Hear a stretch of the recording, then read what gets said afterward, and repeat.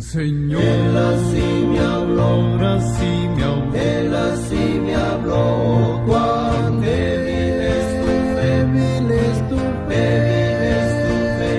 Hijo, vela en oración, vela en oración, y a ti todo te seré.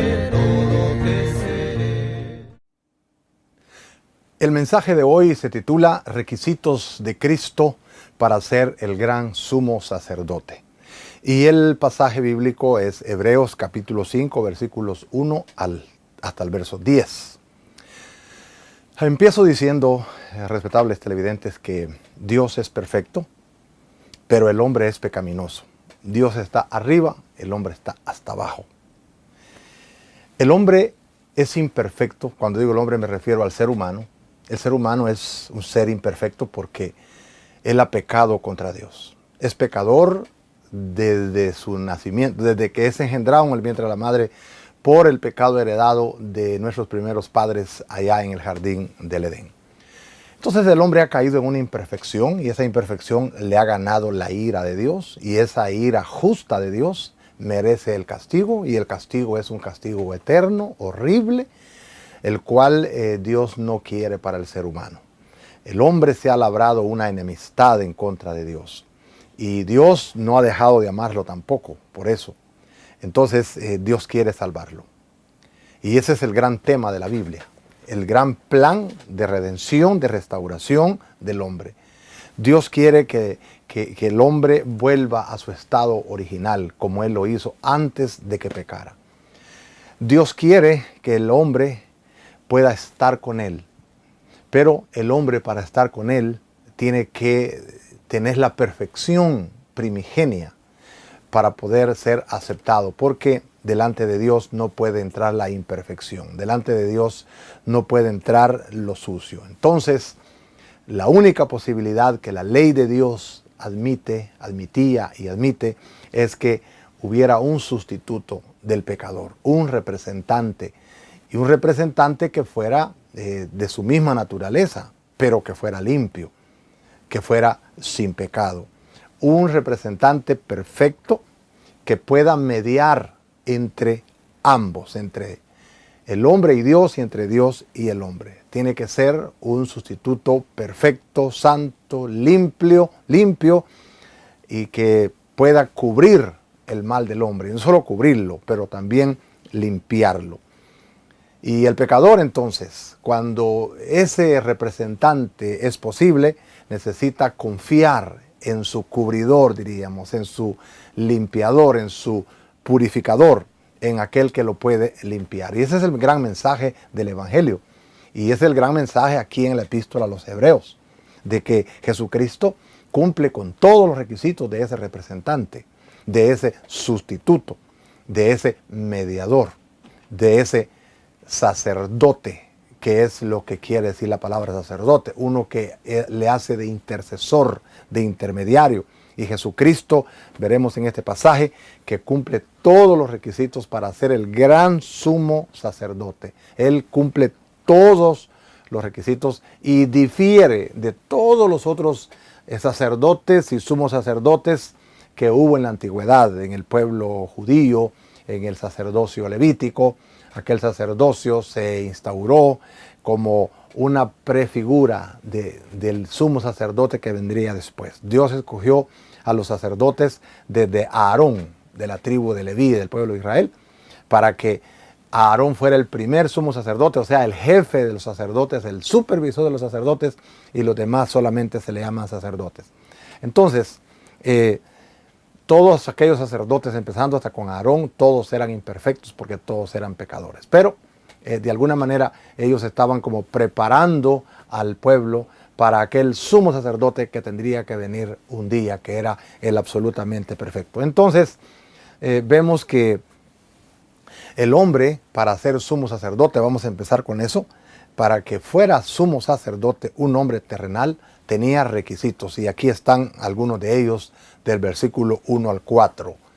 Dice así el texto, los primeros 4 versículos: porque todo sumo sacerdote tomado de entre los hombres es constituido a favor de los hombres en lo que a Dios se refiere, para que presente ofrendas y sacrificios por los pecados, para que se muestre paciente con los ignorantes y extraviados, puesto que él también está rodeado de debilidad, y por causa de ella, de esa debilidad, debe ofrecer por los pecados, tanto por sí mismo como también por el pueblo. Y nadie toma para sí esta honra, sino el que es llamado por Dios, como lo fue a Aarón. Aquí podemos ver requisitos que tenía que cumplir el sumo sacerdote en el Antiguo Testamento para que pudiera llegar a ser como tal. Y por cierto, debemos decir que esos requisitos que son aplicados al sumo sacerdote y a los sacerdotes en el Antiguo Testamento son aplicables para el ministro cristiano de hoy. En primer lugar, dice aquí que el sacerdote o el sumo sacerdote debe ser nombrado por Dios para representar a los hombres ante Dios. Eso es lo primero. Es un hombre escogido entre los hombres y es constituido, dice, por Dios. Dios es el que guía a los hombres, es el que hace el llamado para que el humano pueda llegar a ejercer, o en este caso en el Antiguo Testamento, para que llegara a ofrecer sacrificios por el pueblo. No era que alguien decía, yo quiero ser sacerdote, o yo voy a estudiar para ser sumo sacerdote, o a mí me gustaría ser... no, tenía que ser alguien ordenado y nombrado por Dios. Y así somos los ministros de Dios también. Dios nos escoge a nosotros para ser sus ministros. No somos ministros por usar el ministerio como un medio de sustento. Esto no es como un empleo. Esto no es como algo que yo hago una solicitud o que me voy a un seminario a estudiar para pastor. Eso es incorrecto. Decir fulano está estudiando para pastor. No, el pastor, el ministro de Dios es llamado por Dios, es ordenado por Dios, y los seminarios, las universidades, las escuelas teológicas le dan herramientas para que haga su trabajo. Segundo, dice que el sacerdote tenía que presentar ofrendas y sacrificios por los pecados. ¿Para qué? A fin de que Dios pudiera ser aplacado en su ira. Esa era la idea, de que el hombre pecaba, y cuando pecaba se sentía mal, entonces él confesaba sus pecados en la cabeza de un animal que era inocente, por cierto, y entonces después tenía que ser degollado el animal. Y el sacerdote le tocaba que presentar esos sacrificios delante de Dios. Dice también que el sumo sacerdote tenía que lidiar con los hombres de un modo compasivo. Tenía que ser compasivo.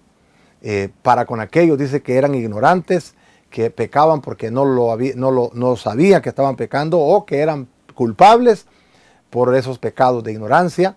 Entonces, esas personas que se habían apartado de su camino, que se habían extraviado, entonces el sacerdote, el sumo sacerdote, tenía que lidiar con eso. Eso quiere decir que el sacerdote tenía que ser una persona altamente compasiva para poder calificar y así poder mediar, porque él mismo, dice aquí el pasaje, está rodeado de debilidad. En cuarto lugar, dice que el sacerdote debía presentar sacrificios por sus pecados propios. ¿Por qué razón? Porque él mismo también era pecador como todos los demás hombres, y él mismo estaba rodeado de debilidad y no tenía nada de qué preciarse de ser diferente que los demás. En segundo lugar, tenemos los requisitos para ser gran sumo sacerdote, que fueron cumplidos por Jesucristo de acuerdo a esa lista breve que he dado. Dice el versículo 5, así tampoco Cristo se glorificó a sí mismo haciéndose sumo sacerdote, sino el que le dijo, tú eres mi hijo, yo te he engendrado hoy. Como también dice en otro lugar, tú eres sacerdocio para siempre según el orden de Melquisedec. Y Cristo, en los días de su carne, ofreciendo ruegos y súplicas con gran clamor y lágrimas al que le podía librar de la muerte, fue oído a causa de su temor reverente. Y aunque era hijo, por lo que padeció, aprendió la obediencia. Y habiendo sido perfeccionado, vino a ser autor de eterna salvación para todos los que le obedecen, y fue declarado por Dios como sumo sacerdote según el orden de Melquisedec. Si ustedes se dan cuenta, vemos que los mismos requisitos para el sumo sacerdote en el Antiguo Testamento se enumeran aquí para Jesucristo, el Hijo de Dios, que sería el gran sumo sacerdote por excelencia. La diferencia entre los sacerdotes, el sumo sacerdote del Antiguo Testamento, con Cristo es que Cristo cumple todo esto de manera perfecta. El sacerdote del Antiguo Testamento no podía cumplir de manera perfecta. ¿Por qué?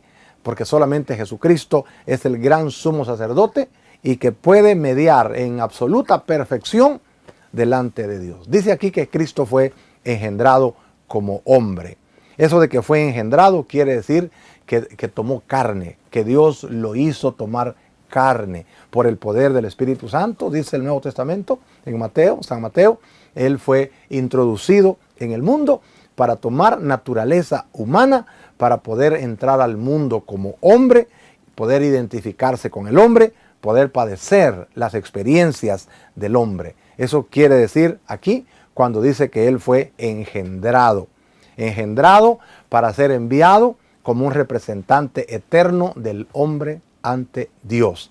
Porque cuando Cristo nació de la Virgen María, también Juan dice que en el principio era el Verbo y el Verbo era con Dios y el Verbo era Dios. Es decir que Cristo tiene preexistencia, es preexistente.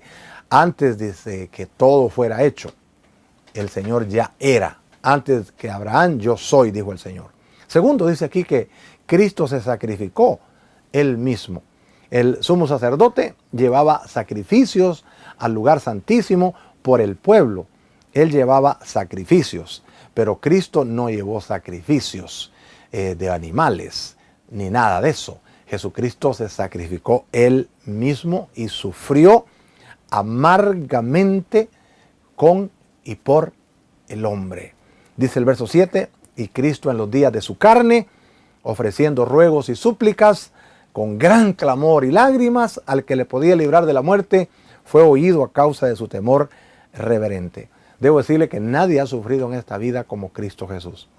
Los sufrimientos de Cristo no fueron solamente por una persona, fue por todas las personas de toda la historia, de todos los que habían pasado antes, los que estaban presentes y los que hemos venido después y los que vendrán después y que se arrepientan de sus pecados. Cristo llevó todos esos sufrimientos y esa es una intensidad horrible, la más dura experiencia sufrida por alguien. Él vino a morir por los pecados de todo el mundo y dice que Él fue oído a causa de su temor reverente. ¿Qué niveles, a qué niveles tan bajos descendió el Señor Jesucristo estando en el cielo, en su trono de gloria, venir al mundo y tomar nuestras desgracias de pecado, nuestras miserias? Y ese es el mensaje glorioso del Evangelio, que tenemos un Cristo, tenemos un Dios que se hizo carne en Cristo Jesús, tomó nuestra naturaleza y por esa razón es que dice que Él se puede compadecer de nosotros y que puede librarnos de la muerte, porque es el Señor Dios el que vino a la tierra como Dios hecho hombre para poder librarnos y ser nuestro representante eterno. Dice también que Cristo por voluntad propia se sacrificó y sufrió por el hombre. Dice que fue Él el que experimentó la obediencia al sufrir por el hombre, pero que fue Él el que puso su voluntad. Nadie lo obligó. Dice la palabra de Dios, dijo Cristo en la palabra de Dios, dice, a mí nadie me quita la vida. Yo la pongo y yo la vuelvo a tomar. En la cruz del Calvario, cuando Cristo murió, es interesante sus palabras, su oración. Cuando Él dijo, Padre, en tus manos encomiendo mi espíritu. Él entregó su vida hasta el último momento, hasta después de que dijo, consumado es. Todo está cumplido. ¿Qué estaba cumplido? Todos sus oficios en favor de nosotros los pecadores. Todo el oficio de sustitución se había cumplido. Había llegado a su fin todo aquel ciclo de sacerdotes y sumos sacerdotes que lo representaban, es decir, que lo prefiguraban a Él. Y ahora, una vez que cumple todo, cuando Él quiso, Él entregó el Espíritu. Pero no se lo quitó nadie. Él lo entregó por voluntad propia. Y todo aquello lo hizo porque era la voluntad de Dios para cumplir los requisitos para ser nuestro máximo representante delante de Dios. Y dice aquí que Cristo fue hecho perfecto. Dice el verso 9, habiendo sido perfeccionado. Es decir, para garantizar una obediencia perfecta delante de Dios. Él tuvo que descender hasta lo más bajo y luego garantizar una obediencia perfecta a nuestro favor. Cristo hizo un historial de obediencia a nuestro favor y fue perfeccionado. Es decir, el Señor tuvo que, como humano, ser perfeccionado a favor del hombre. Como quiera, son temas bastante profundos, pero todo aquello el Señor lo hizo por nosotros. Él descendió hasta lo más bajo, hasta lo más humillante que puede haber, pero sin pecar, y luego Él va siendo formado, va siendo perfeccionado para presentarnos a nosotros perfectos delante de Dios. Toma nuestra necesidad y la lleva hasta presentarla delante de Dios, perfeccionados por su poder. Luego dice que Cristo fue declarado como sumo sacerdote por Dios. Dice, fue declarado por Dios como sumo sacerdote según el orden de Melquisedec. ¿Qué quiere decir eso? Que si todos los sumos sacerdotes tenían que venir de ascendencia de Aarón por la tribu de Leví, pues Cristo no vino de la tribu de Leví. Cristo vino de la tribu de Judá. Entonces, por esa descendencia Él no calificaría para ser sumo sacerdote. Pero dice que había otro sumo sacerdote antes que Aarón, mayor que Aarón, personaje misterioso que está en Génesis, que se llama Melquisedec. Y dice que este era rey y era sacerdote. Dice que Él es declarado según el orden de Melquisedec, no según el orden de Judá. Para decir pues que la salvación es de Dios y viene de Dios, y Dios constituyó a Jesucristo como sumo sacerdote y lo envió a salvarnos. Entonces Jesucristo como sumo sacerdote es mejor que Aarón y mejor que todos los demás sacerdotes. ¿Por qué? Porque ellos eran muchos, eran cantidades grandes de sacerdotes. Cristo era solo uno. Aquellos sacerdotes o sumos sacerdotes ofrecían sacrificios de animales. Cristo se ofreció a sí mismo. Aquellos morían. Cristo vive para siempre. Él es el gran sumo sacerdote que puede representarnos ante Dios, que puede presentarnos perfectamente delante de Dios. Eso sí, a todos los creyentes que sean obedientes, a todos aquellos que creen y le obedecen y le siguen y le sirven, le agradan. Cristo Jesús es nuestro sumo sacerdote. Así que solo hay un gran sumo sacerdote de parte de Dios. No hay más. Todo el ciclo de sacerdotes del Antiguo Testamento ha quedado totalmente cancelado. Porque aquellos que prefiguraban al gran sumo sacerdote que iba a ser Cristo, aquellos ya pasaron a la historia. Ahora tenemos un sumo sacerdote que es Jesucristo. Él es nuestro gran sumo sacerdote. Él es nuestro representante. Él es nuestro vicario en el cielo. Él es el que intercede por nosotros. Y sin Él estamos perdidos y sin esperanza. Y todos necesitamos a ese sumo sacerdote urgentemente. Dijo el apóstol Pablo, solo hay un Dios y solo hay un mediador entre Dios y los hombres, Jesucristo hombre. Dijo el apóstol Pedro, y en ningún otro hay salvación, porque no hay otro nombre debajo del cielo dado a los hombres en quien podamos ser salvos. Usted ya creyó en Jesucristo. Si usted no ha creído en Jesucristo, usted no puede llegar a Dios, porque no hay nada ni nadie que nos pueda perfeccionar. No hay nada ni nadie que nos pueda representar delante de Dios. Solamente aquel que Él mismo mandó, que Él mismo autorizó, como dijo Dios allá en el bautismo de Jesús en el río Jordán. Este es mi Hijo amado, en quien tengo contentamiento. Entonces, en otro pasaje, cuando el Señor se transfigura allá en el monte, hay una voz del cielo que dice, este es mi Hijo amado, en quien tengo complacencia, a Él oíd. No hay otro nombre debajo del cielo dado a los hombres en quien podamos ser salvos. Jesucristo cumple todos los requisitos de parte de Dios para ser nuestro sumo sacerdote, nuestro sumo representante, nuestro máximo representante. Y fuera de Él no hay quien nos pueda salvar. Él es nuestro único abogado, el único camino, la única verdad, la única puerta para entrar a Dios. Y sin Él no hay nada que se pueda hacer. Pero gracias a Dios que la puerta está abierta para que usted pueda entrar a Dios, y si ya entró, pues entonces estemos agradecidos y vivamos en una vida de santidad agradable a Él hasta que Él nos meta definitivamente allá a su reino maravilloso. Oremos. Padre nuestro que estás en los cielos, muchas gracias, Señor, por Cristo Jesús, el gran sumo sacerdote que tú nos has dado. Padre, gracias por tanta bondad. Gracias porque a pesar de ser pecadores, que nos volvimos tus enemigos, que nos portamos feamente delante de ti, tú has querido enviar a Jesucristo, nuestro Salvador, para abrir un camino nuevo y vivo para poder llegar delante de ti, oh buen Padre Santo. Señor, gracias por esta salvación tan grande. Te suplicamos por aquellos que no te conocen, que también puedan creer en ti y que puedan ser, Señor, personas que se integren al grupo de los redimidos por la sangre preciosa de Cristo Jesús, el Cordero de Dios que quita el pecado del mundo y el único sumo sacerdote que tú nos has dado. Gracias, Señor. En el nombre de Jesús. Amén. Todo lo pagó Cristo, Cristo, Cristo.